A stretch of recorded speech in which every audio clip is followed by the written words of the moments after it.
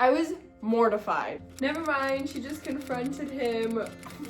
Their story had me a little teary-eyed. It is hitting so deep, emotionally taxing book. Another plot line which pulls at my heartstrings a lot. I just want them to get together at this point. Enough self-growth. It's more like heavy and emotional with every single plot line. Hello, welcome back. I am spending this week reading 3 underrated, kind of unknown romance books, and I want to see how hard they're gonna hit. I have been trying to get through my entire physical TBR, over 100 books when I started this challenge. I think I'm still near-ish that number. So as part of my May TBR, I picked these 3 books. There's Mr. Nicholas Sparks. I had personally never heard of any of these before, either randomly buying them, receiving them, or finding them at a cheap bookstore. And so many moons ago, I decided to buy them, and they'd been just sitting there for a long time. I'm gonna finally go through them and hopefully explore different types of emotionally gutting stories and take you along the journey. So let's get right into it. I'm really excited for a cozy, emotionally jarring week of romance reading. The 3 books we're reading, starting off strong with How to Find Love in a Bookshop by Veronica Henry. As you can see the state of this book, I bought it so many years ago in Hawaii at a used bookstore when I was on a trip with my parents, and it was so random. I was walking the aisles, I saw this, it stood out to me, and I bought it. Very embarrassing story is that I have started this one. I'm about maybe 10% in, very early in, but I accidentally forgot it at the gym. I guess I put it down somewhere, and I got home and I thought, oh no, where's my book? And so the next day I went to the gym and I was looking for it and I couldn't find it. And I decided to go up and ask someone working at the desk. And I go, hey, I lost a book, is there a lost and found? And instead of just pointing me to the lost and found, he asked me, oh, what book? And I said, oh, just it's like a general and a regular book. If you have any book that someone's lost, it's probably mine. I can't imagine that happens very often at a gym. And he goes, no, but what book? And I say, How to Find Love in a Bookshop. And he goes, oh, are you on a journey to find love? I was mortified. I tried to laugh it off. Anyway, eventually I found the book. It was there. This one we're already starting off with some mixed feeling towards. The second book I'm gonna take you along my journey on, you may have heard of. It is This Could Be Us by Kennedy Ryan. Kennedy Ryan is a pretty well-known author. I have read one other book by her, or one or a few, but this is in the Skyland series, I'm pretty sure. And I read the first book before I let go for a book club with my friends, and I had already bought this at a half-priced books. I think it was like $4, and I bought it and I just never picked it up again. And I was going through my May TBR, it followed one of my prompts, and so I decided I'm already around maybe 20% through this one. I have so many opinions because it is a very adult, emotionally taxing book. They were both married before, so both people we follow will have a lot of history for us to dive into, and it's just a later in life romance. I think it's also more women's fiction from what reviews I've read on Goodreads, but I'm excited to get into it and go on this emotional roller coaster. Already, I hate our main girl's husband with a passion, and I think that's just gonna continue the whole way, and I can kind of see like how it's gonna end. You kind of can tell who's gonna end up together. I mean, a lot of romance books are set up that way, but it's pretty interesting. The plot is so not what I was expecting. Like, someone's been arrested already for smuggling $6 million, and both have kids, which is also a very interesting, complex part to build into the romance. So still early on, we'll get to this one. Now the third one I genuinely haven't started. It is Dreamland by Nicholas Sparks. I have never heard of this book. I have no idea what it's about. Of course I know Nicholas Sparks movies, and I watched The Notebook a few times growing up.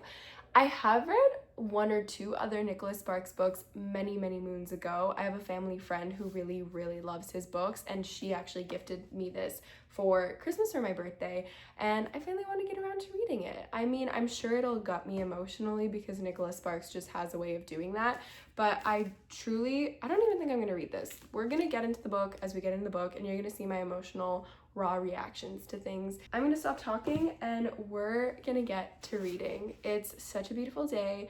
I think I'm gonna go for a little walk and maybe find a place to sit and read our first book of the video, How to Find Love in a Bookshop. You know when you read those types of books where nothing is really happening, but there are also so many mini side plots, so you keep reading because you're invested in all the little baby things advancing in the story, even though overall it feels like nothing is happening. That's this book. It's pretty cozy. It's set in a little town outside of London, or kind of near Oxford, I think, based on what the people are saying. It's somewhere in England. It's very quaint, and so far I am just flabbergasted over and over again. I feel like there's so many little stories within this book. So I can't really tell you what the premise is about. It's essentially this bookstore. The owner suddenly passes away, and now his daughter comes back to take over the store and continue kind of the legacy. And it's this small town, so everyone really loves this bookstore, and there's a whole community around it. But it turns out the bookstore isn't doing very well. It's actually kind of on the brink of not closing, because she can turn it around, but it's just, it wasn't doing financially very well because he would give discounts to all his favorite clients, and they weren't really bringing in new people. It was just like a place people would go and browse, but not that many purchases would be made necessarily. Side note, it's kind of a reminder for me to keep shopping local because I love little local bookstores. However, it's just that there are so many characters, but I have my favorites. Like, I have the plot lines that I'm the most invested in. For example, when we got the backstory to Amelia's dad, Amelia's our main character, kind of. She honestly doesn't have that many more chapters or scenes than everyone else because it's so evenly dispersed between all the side plots going on. But Amelia's dad is the one who owned the bookstore, and we got the backstory on how he ended up a single father, what happened to Amelia's mom, how he met Amelia's mom. That was really cute. They were both students. No, he was a student and she was visiting the campus, or on a random trip they met, and then she changed her flight and then she never went home. She was from America, he was from England. So that was really cute. Their story had me a little teary-eyed, especially because we find out how Amelia is now a child without a mom.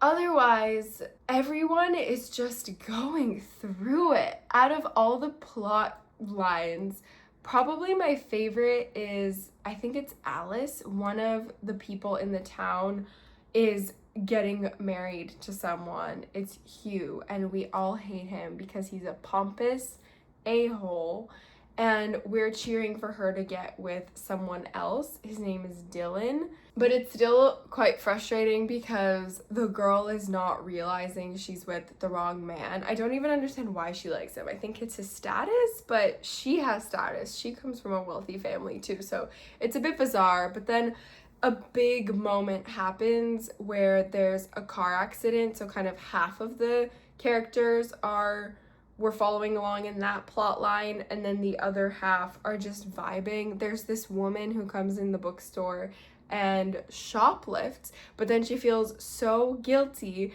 that she goes back to tell Amelia she stole the book, and they kind of laugh about it and they bond over it and they actually become friends. And then that woman starts helping Amelia rebrand the shop. They host an event and it attracts a lot of customers and it makes a lot of sales. So all in all, it's pretty cute. We're seeing the story of the bookstore come back to life essentially, and like saving it, and then following all these people. Another plot line which pulls at my heartstrings a lot, someone in the town who Amelia knows and likes, it turns out she was having an affair. Like, she's married, but she was seeing Amelia's dad, and he was single, so he wasn't cheating on anyone. And that, breaking it down, was quite heavy because on one hand, Amelia was happy he wasn't alone. So she was grateful that there was someone who loved him. And even though Amelia was out traveling the world, she was in Hong Kong at some point, her dad wasn't completely alone. He fell in love. It's just really tricky because this woman is married and still married and was married the whole time she was with Amelia's dad. But now that was kind of a cute bond formed, and it's like sort of a mother figure to her.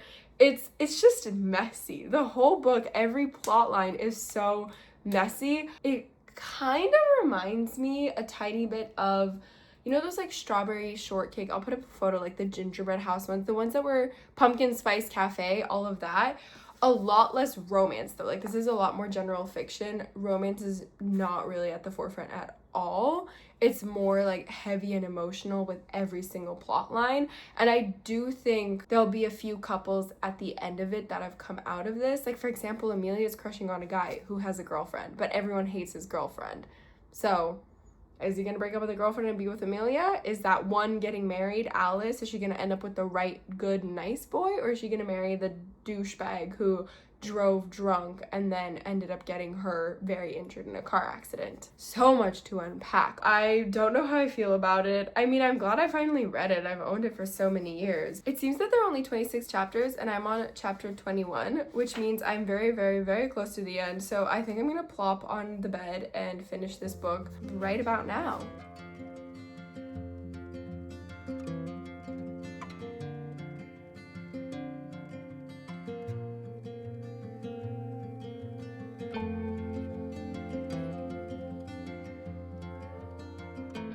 Okay, almost everything is resolving, but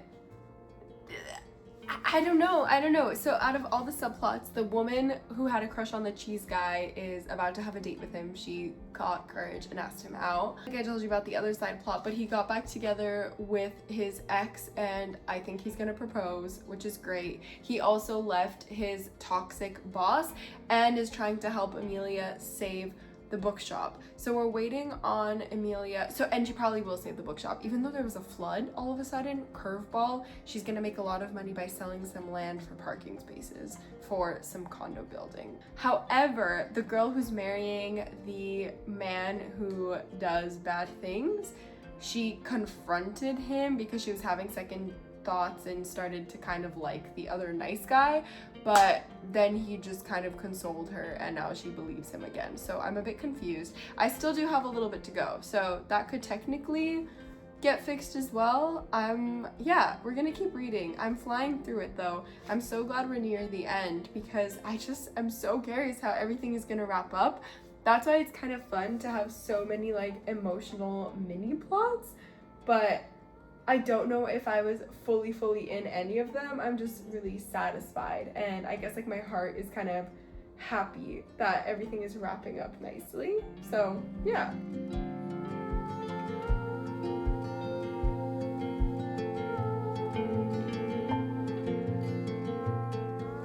She got married.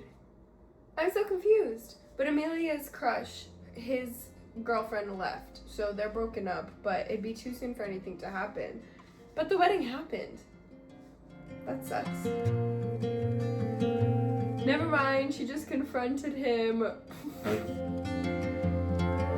Okay, this is a bit weird. She just left her wedding after finding out her husband, like they did actually get married, but they're gonna have an annulment. After finding out he likes to, she makes her parents deal with it, runs to the pub where the guy she likes is and tells him, I want to be with you. Honey, I think you should be alone for a little bit, but okay.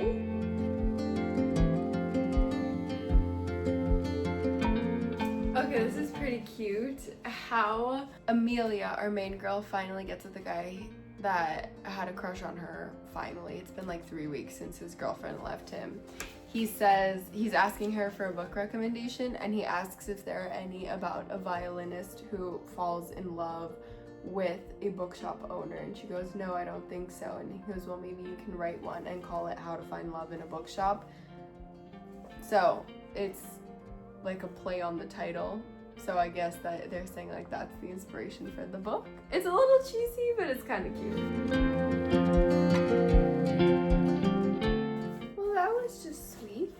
I'm gonna give it 3 stars. It was entertaining. I did binge read the end, and I'm glad every subplot wrapped up nicely, but I do remember being frustrated around the middle that there are too many people introduced and I'm overwhelmed and don't really connect with anyone because I'm barely getting to know anyone since there are so many people. That being said, by the time you get to the end, it was cute. You could or could not read it. Hopefully the next 2 in this book journey, this little reading vlog, hit harder. I have a feeling they will because I had started a little bit of the Kennedy Ryan book and already it felt quite intense. So hopefully the next 2 are better. It was okay. It was okay. Maybe you can relate to this. It's just so satisfying to get a book off of your TBR when you've owned it for so many years. So I'm mostly just glad that now I can say I've read this and I got something out of it. Okay, on to the next book. I will see you soon.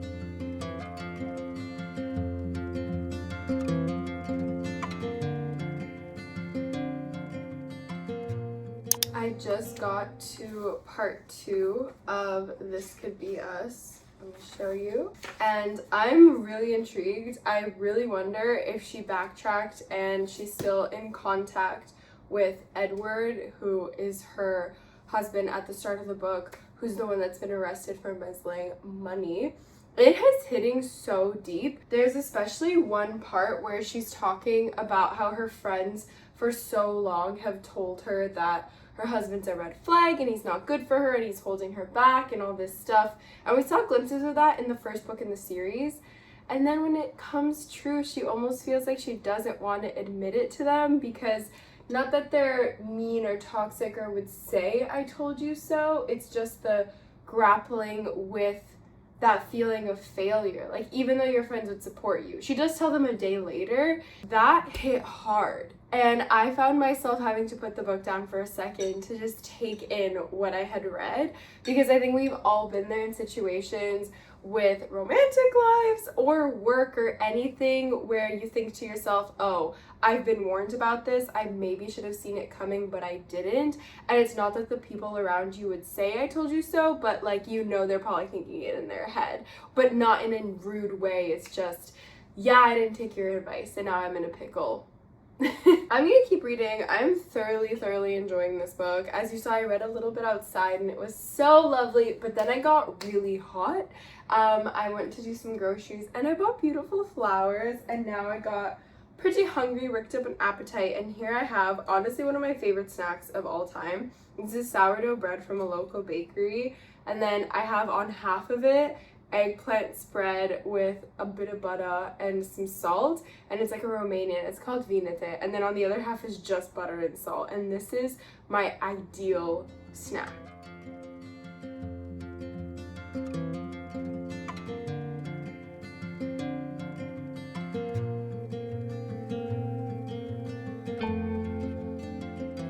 Okay, so the divorce actually happened, which is great. She's all of a sudden an influencer. Her last post got 2 million views, but it is really heavy and privileged at the same time. She basically has this mansion because when her husband wasn't in jail and wasn't accused of stealing money from the company, they have 3 daughters, 2 go to private school, but they could afford for all of them to go. And she doesn't work, and I think she had a more luxurious lifestyle. So to go from that to no income and burning through your savings is going to be really hard, of course. It's interesting though, because her 2 best friends are also loaded, and her friend just transferred her $10,000 to help her pay her mortgage. Yes, I feel for her and the struggle and her adjustment, and the internal monologue is very emotional and not endearing, but I feel empathy for our main character. I think the phrase I'm looking for is just that it's hard to relate to, because it is an absurd thing to have a friend give you $10,000 to help you pay your mortgage, but I guess if they're that rich, I don't know.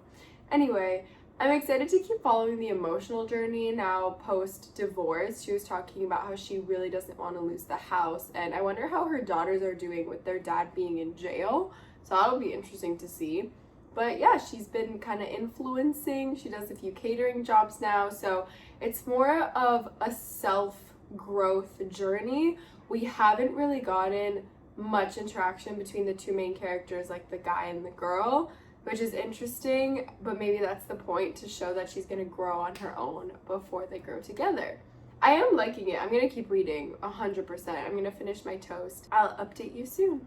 These are the flowers, by the way, and then those I'm giving as a gift tomorrow. I'm gonna go meet a friend for a walk, but before she joins me, I'm gonna be alone for a bit, so I'm reading the book, and we just got to a pretty good part.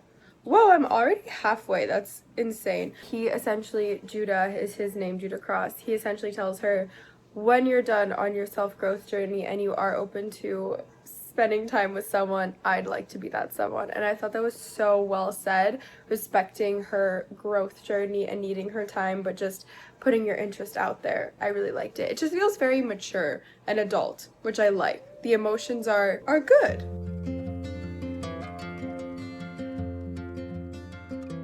I've been feeling many emotions. I'm very close to the end. I think I'm gonna finish this book now, and I just want them to get together at this point. Enough self-growth. Just get together. We're almost at the end. You've done your healing. Good job being an influencer. Let's speed it up now. I like it. I've been happy-ish to go along the journey with her. I'm kind of tired of the journey now. I'm ready for something new. The plot was interesting for the first bit, but then it's like, we get it. Your ex was awful, and you're healing. They just broke up again? What? Why? Now I'm just getting kind of frustrating. I understand there's a lot going on with your families, and it's not just about the two of you. I'm just getting annoyed. At least I have the cutest reading buddy ever. It's a few days later, and I read a lot less than I was planning to because it was such a busy and hectic weekend. But I'm officially 3 chapters into Dreamland by Nicholas Sparks, and I can't tell where it's gonna go. I don't know what the romance is. Right now we got his entire life backstory, and he's a farmer and a musician. I'm excited to keep reading, and I will. But I'm gonna end the video here because it has been over a week, I think, of me filming this, and life happens. Sometimes you want to read 3 books in a week and you just don't. And that is the moral of the story and the moral of the past few weeks / months for me. So that is all. I'm going to probably film a summer book rec video next, I think. I have so many books I've loved to read over summertime the past few years, and I need more recs from other people, so hopefully that'll inspire some good recs from others, and hopefully it'll help you with your summer list. But I hope you enjoyed this. I had many feelings. Now I'm thinking back to how I felt reading, what was it, Before I Let Go, or no, This Could Be Us, and then that other one, How to Find Love in a Bookshop. It was a cute reading week overall, so I'm not mad about it. Of course I wish I would have read more, but isn't that every reader always? There are just too many books for the amount of time in life. Okay, I'm gonna leave you here. I'm about to go have a lovely dinner, summer terrace vibes. So have a great day, evening, night, morning, whenever you're watching this, and I'll see you in the next one. Bye.